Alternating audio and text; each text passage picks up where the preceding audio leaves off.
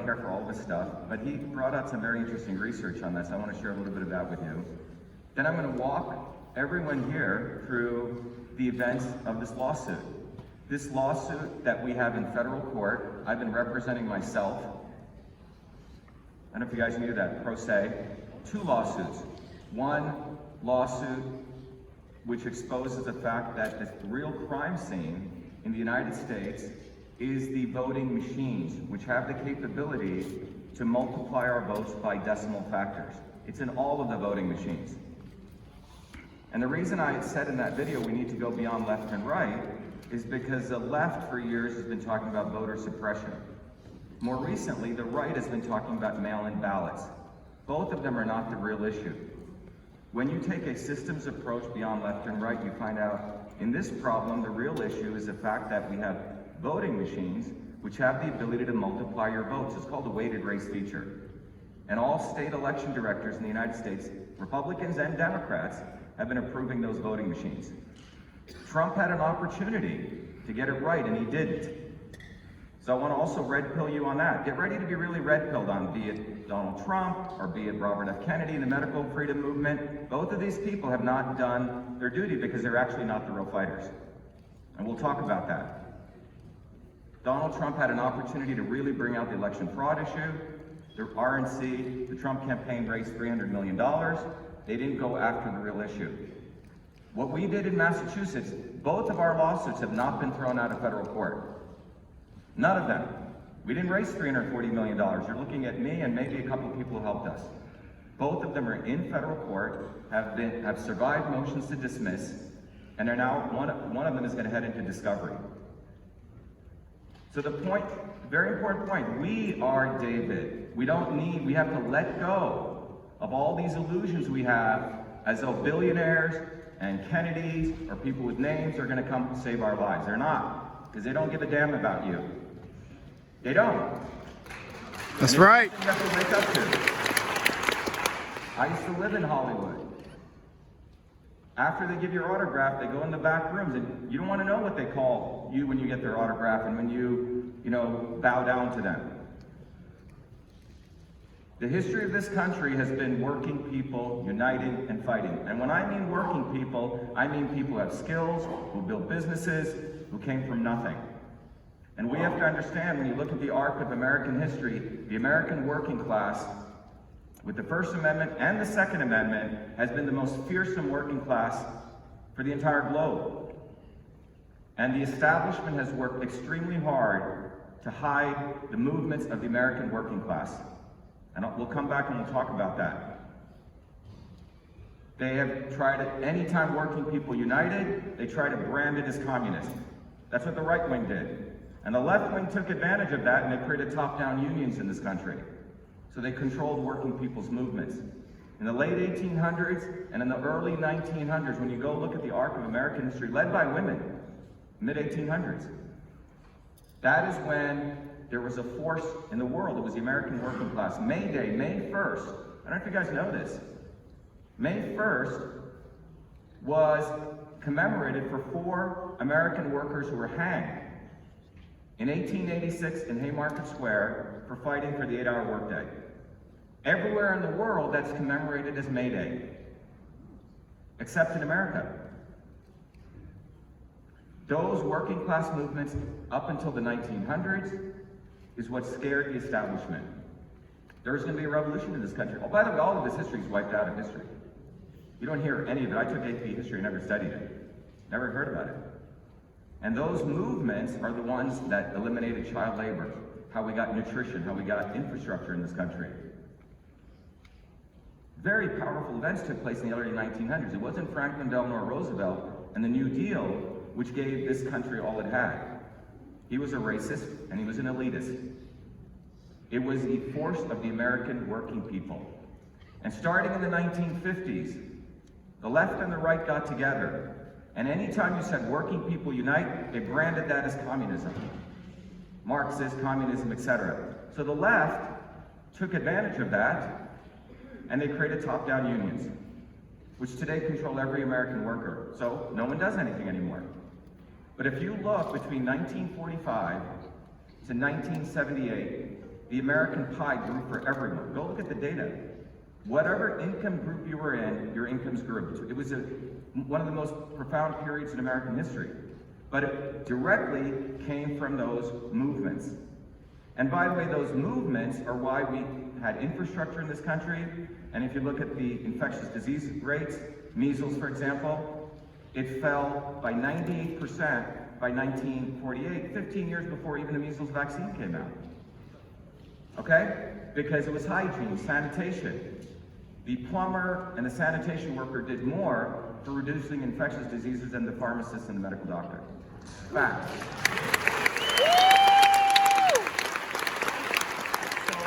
But if you look at how we got that, it was powerful working class movements.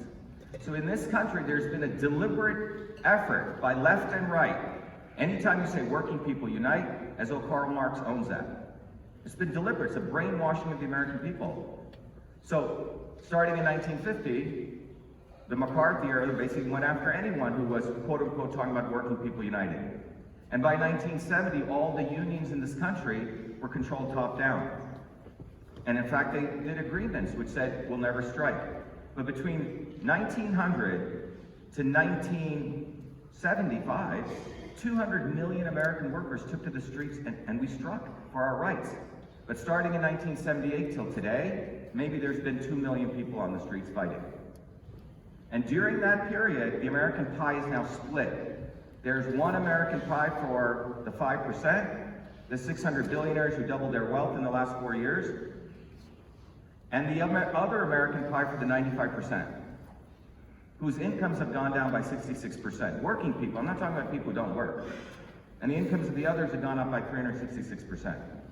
This is a big elephant in the room that we need to talk about. And we need to build a movement. Enough conspiracy theories, we can talk about whether vaccines shed or not, and I can give you a whole talk about that. Okay? The fundamental issue is, when you take any of these issues, you have to follow the money. Pharmaceutical companies are tanking. They're not making money from single molecule drugs. Vaccines are growing at 17%. So you have all these conspiracy theories, but the big elephant in the room is pharmaceutical companies are crashing and burning. I know this. Okay, I'm a biological engineer. I know all these guys. For the last 30 years, pharmaceutical revenues are decaying. Pfizer's revenue in 2011 was 65 billion. Today, it's 40 billion. No one talks about this. We got to get our heads out of all these other extremist distractions. Follow the money. Pfizer needs to come back up. How else? What better way to go into an industry where you can't sue them? Thank you to the Kennedys. Thank you to the Kennedys, yes, Ted Kennedy. We'll talk about Robert Kennedy if you want. He's not a leader of the anti-vax movement. And we'll talk about Donald Trump. He supported Operation Warp Speed. I gave him money, you gave him money. What we have today is an industry that's been created that has no regulations. You can get anything out into that. It's like, imagine being a car maker. You don't have to, you can put out cars, the wheels fall off, you can't be sued. That's the industry Big Pharma is moving to. Follow the money. So vaccines are growing at 18% per year. Big Pharma and the old pharmaceutical drugs, you put $1 into R&D, they used to get 10 cents back. Now they're only getting 1 penny back. The pharmaceutical industry of single molecule drugs is failing. They need vaccines. It is a big money play. And they need to get to 70% vaccination rate, because when you work out the numbers, even if they hit 35%, they'll make 40 billion this year. So and I'll show you the numbers. Take 30% multiplied by 7.2 billion people, get about 2 billion people, multiplied by 20 bucks. The retail price is 40 for the 2 shots. The 20, you get 40 billion. Very simple math. This is why Israel has become the poster child for Pfizer. What was Jared Kushner doing in Israel? You have to ask these questions. We got to move beyond left and right. We can't be played anymore. We cannot afford to be played.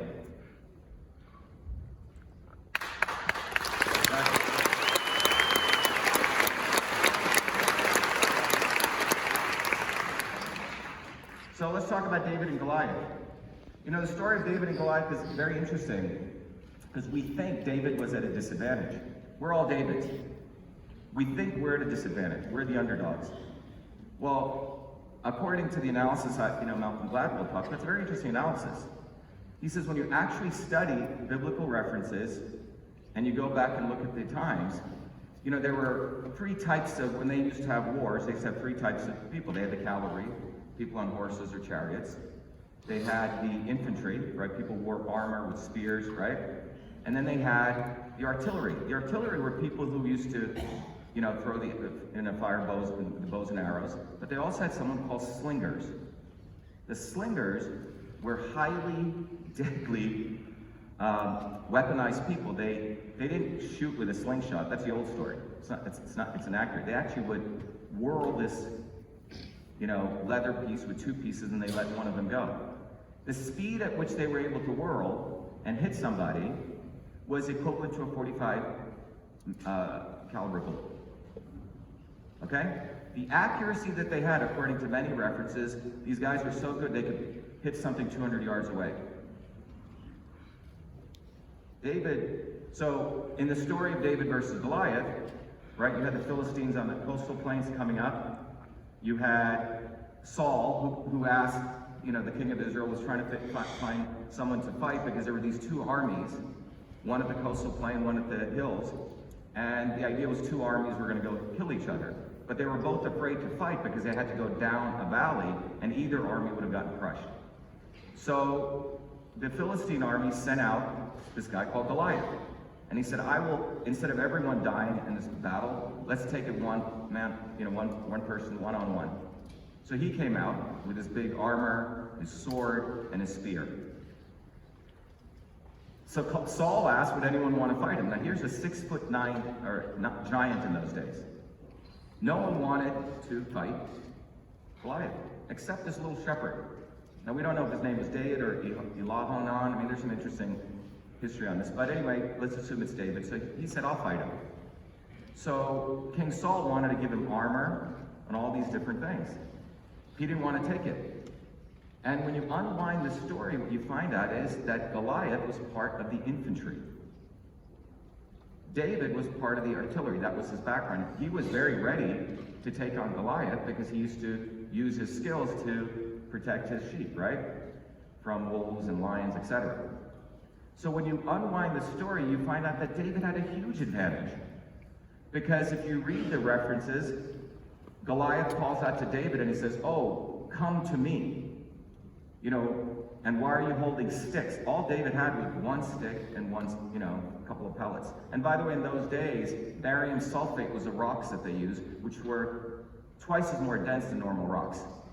Okay? So, and there's been some very interesting medical stuff done about this. Turns out David may have had Goliath may have had a disease called acromegaly, which is basically where you have a tumor, benign tumor in your pituitary gland. And most people who have that typically are very tall. And part of that makes you actually blur vision. So he thought David had multiple sticks. So there's some very interesting reference. Bottom line was Goliath was not at an advantage. So when David swung and he hit him right in the head, he was down, and then he cut his head off. So the reason I'm sharing that story is we need to start relooking at these kinds of stories because they actually reveal something more powerful, that we actually have incredible amounts of power. And we have been part of this mystery, or this matrix, is to keep depressing us. They're so big, and they're so big, and they're so powerful. They're not that powerful. These people do not work. They're very insecure people. They are. They're very, very insecure. Be it the insecure celebrities in Hollywood, many of them know that they actually don't have much talent. They got there because they slept with the right person. Yep. Seriously. That's why there's very few real trained actors there. So they have massive insecurity. Most of academia is filled with insecure people. So the way that they survive is through fear. That's all they have. It is extremely important all of us recognize our own divine light within us. And recognize that it is up to us to gather with others in fellowship and fight. It is the purpose of existence, to fight for truth, to fight for freedom, and for fight for health. Truth, freedom, and health. Now the center of that spear, if you look at the trident, is freedom. Freedom pulls the others forward. That's why the founders of this country put the First Amendment precisely dead center right up there. Why? Because the First Amendment allows all of us, every one of us, to criticize our government. Harry, I don't even want to give him the title of Prince, was here 2 weeks ago saying the First Amendment is bonkers. Quote unquote, that's what he said at the Aspen Institute. The British, still to this day, the British ethos, they do not believe that we should have the First Amendment to speak out against our government. This is fundamental. The founders of this country were divinely inspired, enlightened people, and they said, we're going to give everyone the right to critique their government. This is like the foundations of America. Now, why is it important from a spiritual perspective? It means that you can be a human being. You're not a slave. You can critique your government, those in power. You can write about it, talk about it, etc. No other country really has this. And then they bolstered it with the Second Amendment. And over the last, particularly the last 50 years, since 1970, because we've been involved in this left, right, Republican, Democrat, I'm going to follow this candidate, oh, he sounds good today. We sat on our butts and we didn't build a movement. And that's why we're here today. So, in Massachusetts, what happened? I've been a political activist since I was 16 years old, and I'll show you some slides before I end. There's a picture of me burning the South African flag at MIT, protesting apartheid. No one stopped me. There's a picture of me on my PhD graduation holding up US out of Iraq. No one stopped me. I organized many protests for blacks, poor blacks, and poor whites so they could get into MIT food service workers. No one ever stopped me. No government ever stopped me in this country, except on September 24th, 2020, when the government of Massachusetts shut me down off Twitter. It wasn't Twitter. Again, the illusion is Twitter and Facebook are shutting us down. Big tech, big tech, big tech. But what you're going to see in the next 5 minutes, it is government. It is a government of the United States that has created a state infrastructure, which we discovered in our lawsuit, which is now in federal court, a playbook, a manual, an operating guide, created at Harvard's Belfer Institute with the defendants that are in our case.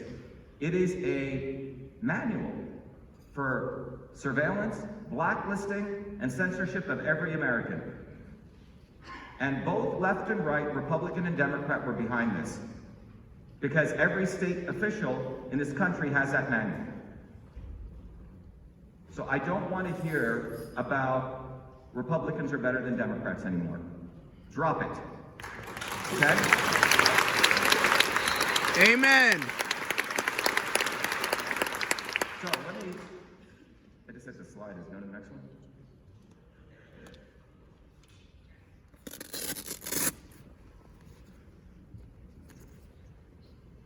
Okay, so what is this I'm showing up? So we ran an incredible campaign in Massachusetts.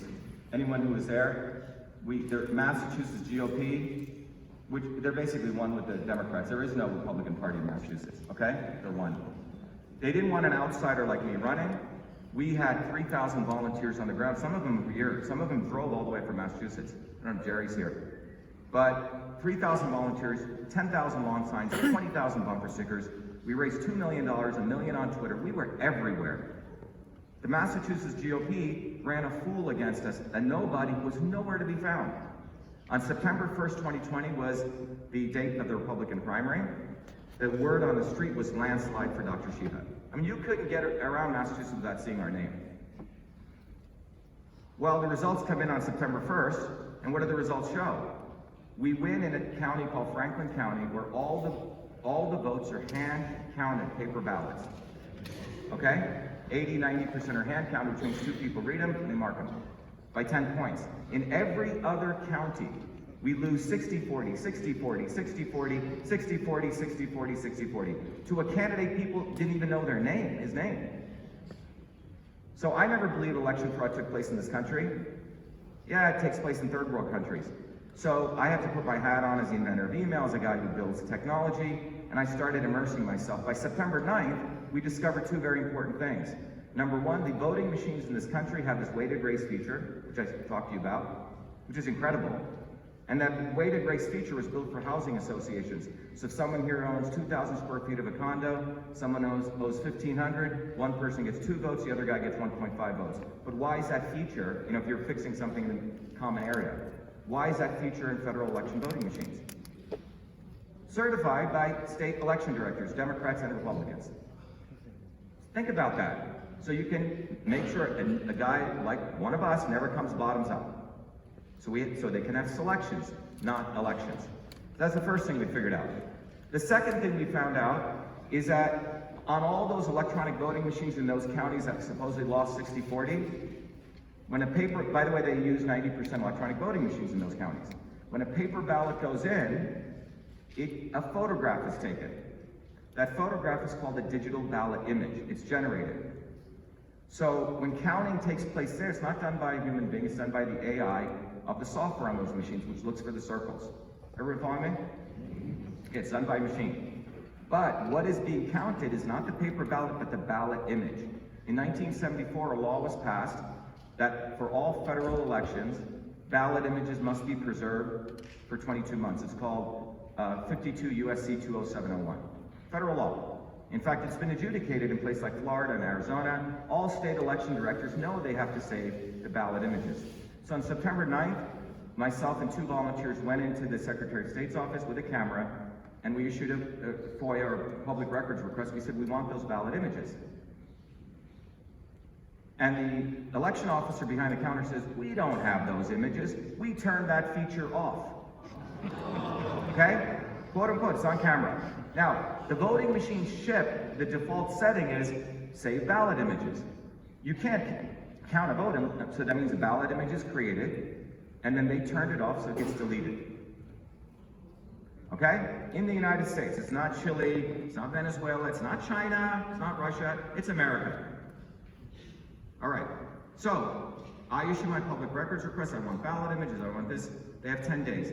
On September 24th, the state election director of Massachusetts, a woman called Michelle Tassinari, public official, who's also the chief legal counsel for the Secretary of State, and also, and we'll come back to this, a president-elect of an organization called NASID, National Association of State Election Directors, sends me back an email, if you can say it, it basically says, we don't have those ballot images, we don't have to save them according to Massachusetts law. So I said, really? So I sent back my next email, which says, please tell me the statute. What Massachusetts law are you talking about? Because this is a federal election. I'm a US Senate federal candidate with a massive set of people support me. She doesn't respond to the email. She writes back another email saying, we store the paper, never addresses the question. So I write back this final email, and I say, you violated federal law, this election is null and void. Now, why am I showing you this? You see all these images here? What do they have about it? They have a Twitter. So, I've never been suspended off Twitter. I've been on there since 2011, had 350,000 followers. And starting on September 1, when we found out that we quote-unquote lost, our election campaign, our volunteers will tell you, had moved to a campaign of stop election fraud. We put out 2 million flyers all over Massachusetts. Our campaign plank was stop election fraud. I had moved our campaign to a write-in campaign in the general election. So on September 24th, when I got these messages, these 4 emails, her email, my email, her email, my email, guess what I did? I tweeted them out. Put them up on Twitter, public official. 4 threaded tweets went up on Twitter. Right after I put these up, bang, I'm taken off Twitter. Never taken off before. By the way, up until September 1st to September 24th, I was saying all sorts of stuff. In fact, on September 1st, the tweet that we put out in the video, I said, election fraud took place in third world Massachusetts. I'm glad we have the Second Amendment. Some people may think that sounds violent. Twitter never took it down, right? But when I put that tweet out, critiquing a government official, and I am a US Senate candidate. Now, what happened? Well, a bogus fact-checking organization called Lead Stories writes a hit job piece after this, and they say, Dr. Shiva's lying, ballot images were not deleted, right? He's lying, and the ballots were not deleted, right? And in that story, I never said ballots, I said ballot images. In that story, they did something very stupid. They said, we've talked, it was a blessing in disguise for us. They said, we spoke to the Secretary of State, and they said they contacted Twitter. Okay? I didn't know enough about election integrity laws to file that lawsuit. I didn't know enough about Section 230, but I did know about the First Amendment. And I said this was the most egregious violation of the First Amendment. This was government contacting Twitter to throw off a U.S. Senate federal candidate. We tried to find lawyers. No lawyer wanted to take this on in Massachusetts because they're all part of the swamp. Giuliani was paid, by the way, $100,000 per week. And go look at those lawsuits that they filed. They're horribly written.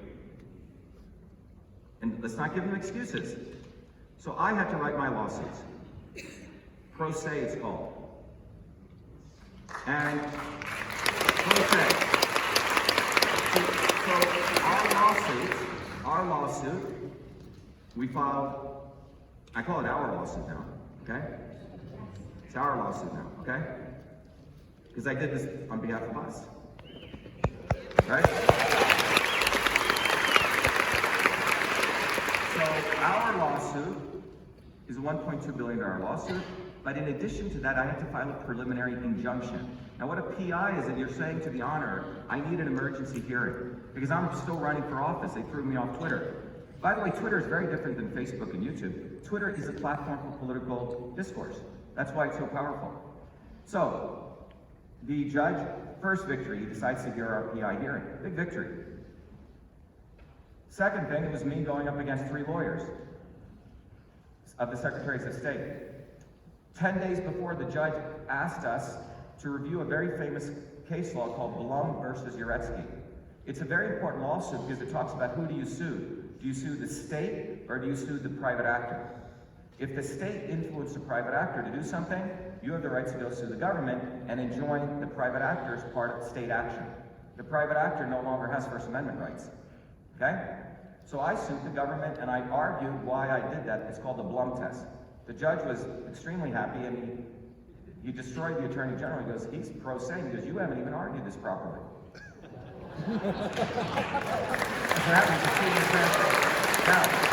Now, what came out in this testimony, it was supposed to be a 45-minute hearing, it went on for 4.5 hours. In the testimony, the judge and I cross-examined not only the state election director, but their young communications director. She spills the beans. He says, how did all this happen?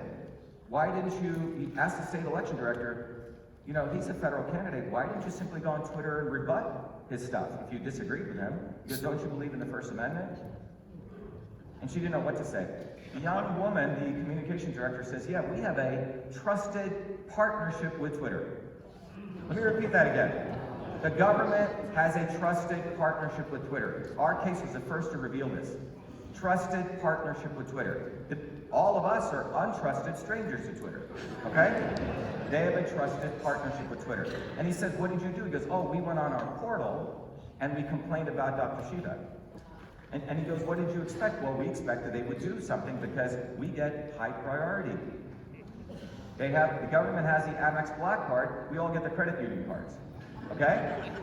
By the way, this goes at the most egregious violation of the First Amendment. So then she tells us that not only did they directly use their special trusted partnership to try to throw me off Twitter, but they also contacted the National Association of State Election Directors, which is an organization of 50 state election directors who also have a trusted partnership. And they also contacted, so Michelle Tassinari, the woman who could face a custodial sentence in prison, contacts the National Association of State Election Directors, who she's going to become the president of, and they also contact Twitter. And then they report back to her, and the judge says, were you happy? He goes, yeah, we were willing to do whatever it took to get him off. This is the United States, not Russia, not China. So let's stop distracting China and Russia. No, this country is a fascist country, okay? They're taking off political candidates who violating the First Amendment. The net of that evening on October 30th, 2020 was a judge gave me all the terms of the PI. Number one, he ordered the Secretary of State to stop contacting Twitter. Number two, he ordered the Secretary of State to stop contacting NASID, and he said, if you have a problem with Dr. Shiva, you go on Twitter and you haggle it out in the marketplace of ideas. That's right. Okay? No one reported on this in the mainstream media, because this will expose all of that, be it Tucker Carlson or be it Chris Cuomo, because you're going to find out in the next few minutes that these people are also agents of the government. So don't look to Tucker or any of these people as though they're going to come support us, okay? Let go. That's part of if you want to really get red-pilled, okay? So that was October 30th. So remember, I'm in the middle of my federal election. They basically destroyed my general election, but on November 4th, I got back on Twitter. And I start tweeting away again. But on February 1st of 2021, I shared these same 4 tweets again in a video that I'm educating a lot of our students of the Truth, Freedom, and Health movement. And bang, within 17 minutes, I'm thrown off Twitter again. Same thing, right? Went back into federal court again. I said, Your Honor, they lied to you. They said they were going to not violate your order, but when they contacted Twitter, it wasn't a one-time thing. They had put into the algorithms to track any time I talked about Tassinari, her screenshots, her ballot images. In March, after the judge got that, he said, before I can give you quote-unquote complete relief, I need you to bring Twitter into this courtroom. Remember, I didn't go after Twitter, because that would surely have lost. I went after, because that wasn't my enemy, it was the government. So, we went back in, and so on May 20th and 21st, that's why the timing of this, that's why I changed this talk, and I want to thank Dan and Ed. I said, we got to talk about this lawsuit. So on the 20th and 20th, it was supposed to be a 2-hour hearing. It ended up going for 20 hours. And this time it was me against 7 lawyers. David versus Goliath, okay? But the thing is, these guys have read Wikipedia.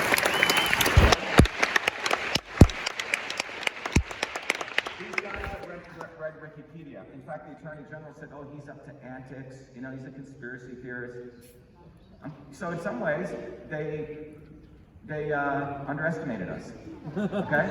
So in the September 20th hearing, 21st, I have, the night before, when I'm preparing for this, remember, I'm going after the 3 top lawyers in the world on Twitter side, from Wilmer and Hale, the 3 top lawyers at Secretary Galvin's, all Harvard Law School educated guys, and now they have another lawyer from NASA.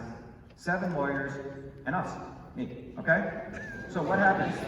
We go into that the night before. I'm trying to figure out what is this trusted partnership with Twitter. It's not even talked about anywhere on the internet, like government's partnership. Well, this is why I believe there's a God. And on the night of the 19th, I find on a remote server a bunch of documents. What do I find? I find these documents, okay? These are documents, okay, and I'll go through them.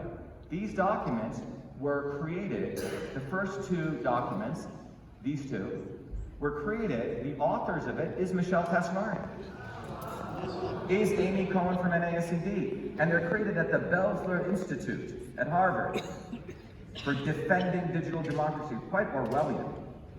And this was done in 2018, and then in 2020, they released, look what they're called, Election Influence Operations Playbook. Playbooks, manuals, and what are they? So these are the 2 top manuals. So we found these on May 19th, the night before. And so and on the 20th hearing, in my opening statement, I talk about the fact, Your Honor, I've been a political activist. The first time I was thrown off was this. And Your Honor, and I held up the playbook. I said, what I discovered in the last 24 hours is an actual manual, a guide, written by these defendants who all have lied to you and told you they don't even know each other. In fact, the author of these 2 is Tassinari and NASID, and the contributors in these 2 are Twitter legal. And what do these manuals have? They have, first, you want to talk about the Communist Manifesto? Playbook 1 is that. Or the Harvard Manifesto. Or the United States Government Manifesto. They define this new ideological theory called influence operators. Influence operators. What is an influenced operator? It's anyone who has influence on the internet and spreads misinformation as they define it, as a government defines it. And one of the ways they define influence operations, it's in bullet 3, is someone who says that government officials are corrupt.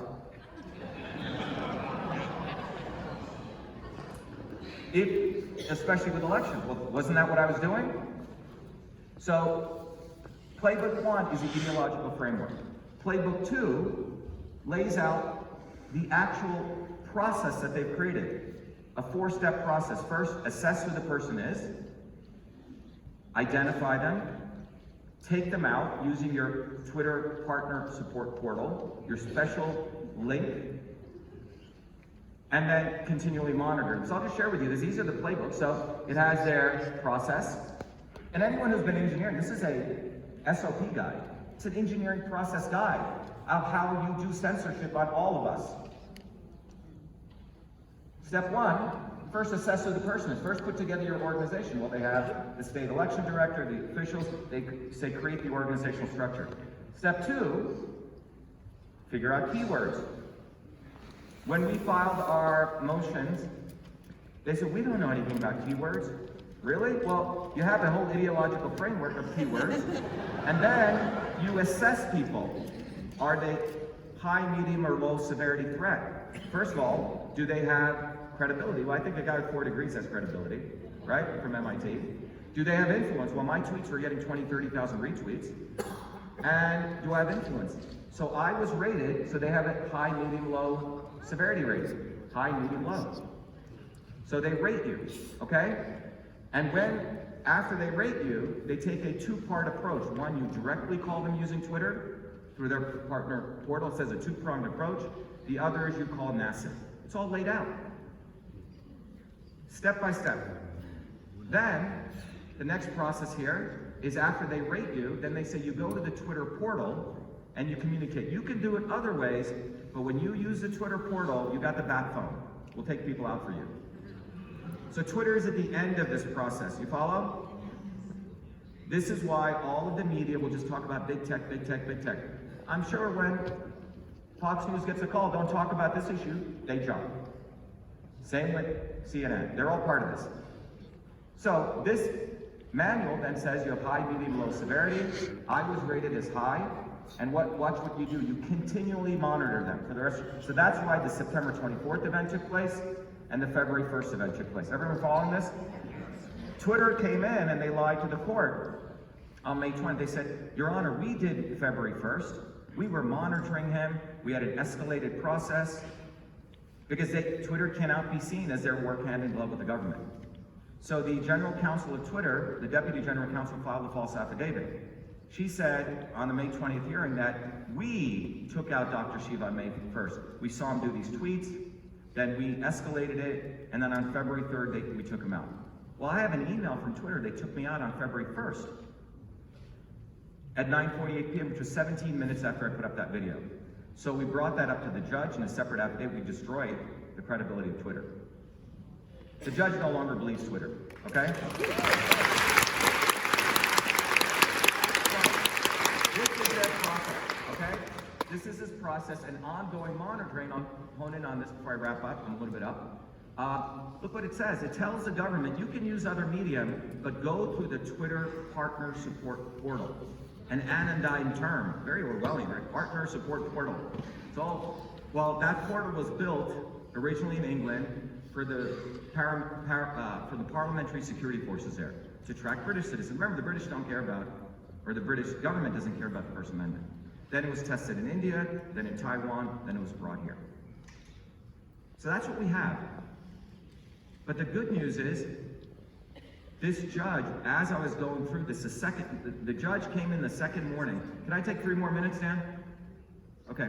The second day in the morning, so the hearing went on to the 21st. In the 21st morning, the judge, he had me submit all those playbooks. He said, I want to read them. On the 21st morning, the judge said, he got up at 6 a.m.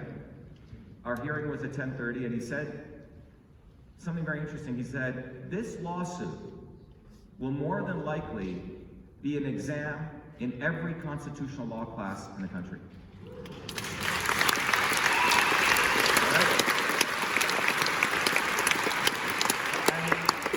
He proceeded to ask me, he said, look, you've done this yourself. And by the way, I'm paraphrasing some of this, right? I'm giving you the gist of it. And he said, I think you should get a constitutional lawyer to help you. Because what he wants me to do is to make sure the arguments are tight, because if they refute it and it goes to the appellate courts, that they'll lose and it'll go to Supreme Court, okay? But the most important thing is, he said, I'm going to decline any motions to dismiss this case. The merits of this case are so intertwined with your arguments that I want to likely go to discovery, and I want to probably go to depositions. Now, typically that's done 2 years later. So that's what's happening in this federal lawsuit case. It is a David versus Goliath case, but the Goliath here is government and Twitter. Where government ends and where Twitter begins, nobody knows. And this is the phrase that I want you guys to start using. The government launders censorship. You heard through Twitter. The government launders censorship. So they can say, oh, private actor did it. We didn't do it. We didn't suspend you. No, you did. So the government launders censorship. So American fascism is far more sophisticated than Chinese fascism or Russian fascism or third world fascism. Those countries are very direct. You pay me, I'm going to shoot this guy. America, you go to Harvard, and you go to the Belfer Institute, and you write a manual, and you bring everyone in, you do a kumbaya. That's what we're seeing here. But this lawsuit is historic, because we've peeled away all the onion layers. We've gone down to the essence. The elites in this country do not want us to have a First Amendment, and particularly political speech. And this lawsuit is going at the heart of it, and we have to win this lawsuit. I'm asking everyone to donate $1, just one. And we've got to get millions behind this. We need to create a movement. It's beyond left and right. We got to get people on the left, if you disagree with them, or the right, because this is going at the heart of whether we can have any discourse that the government doesn't approve of.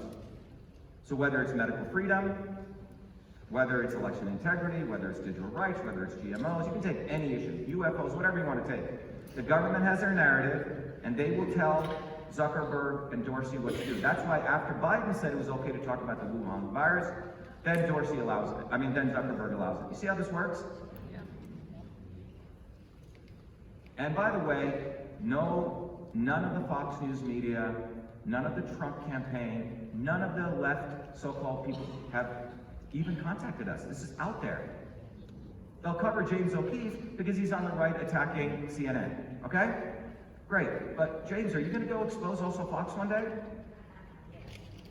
We gotta move beyond left and right if we're gonna win. And in closing, what I wanna tell everyone is that movement is gonna come when we first get educated. There is a systems approach. There is a science to building a movement, just as to building an airplane, to building a bridge, and it's called systems theory.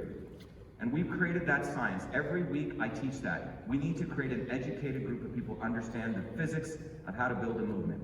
Then we need to organize independent of big tech. We've also put that together. We call it our underground. You can go to Shiva. And then finally, we need to all get activated neighbor to neighbor locally. Do not outsource your freedom to politicians, to billionaires, to celebrities. They don't care about you. The people next door to you right here care more about you than any of the Kennedys or the Trumps or any of these people. I'm sorry to say. And we can talk more about it, but it's the working people in this country who have to unite. And we have to go beyond left and right, beyond black and white. Thank you.